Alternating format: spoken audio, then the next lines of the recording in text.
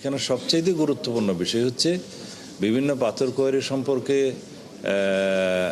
আমাদের হাইকোর্ট ডিভিশনের দুই এক অর্ডার আছে, জাজমেন্ট আছে, একটা সুপ্রিম কোর্টেও পেন্ডিং আছে, আর অন্যান্য পর্যায়েও যদি কোনো মামলা থাকে সেই বিষয়ে দুই জেলা প্রশাসক সমস্ত মামলাগুলোর বিষয়ে অ্যাটর্নি জেনারেল অফিস থেকে তার তথ্য সংগ্রহ করবে, আইন মন্ত্রণালয়ের সাথে যোগাযোগ করে এই মামলাগুলো নিষ্পত্তির জন্য ব্যবস্থা নেবে এবং তার অগ্রগতিকে হলে আমাদেরকে পরবর্তী মিটিংয়ে জানাবে। আমরা যাই করব আইন মেনে এবং আদালতের রায়কে মাথায় রেখে সম্মান জানিয়ে আমরা বিধি মোতাবেক করার চেষ্টা করব। ধন্যবাদ। আমরা তো আজকে আছি, গতকালকেরটা তো পত্রিকায় এসে গেছে। আমরা ওই বিষয়ে কোনো প্রেস ব্রিফিং করিনি, ওই বিষয়ে আমরা কোনো প্রেস ব্রিফিং করিনি।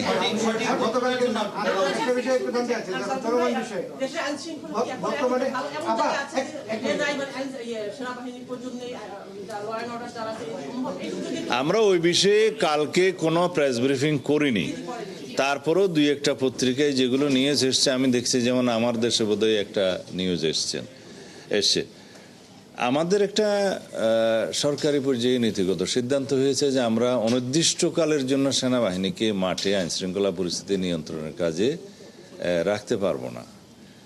নির্বাচিত সরকার, রাজনৈতিক সরকার দায়িত্ব গ্রহণ করেছে।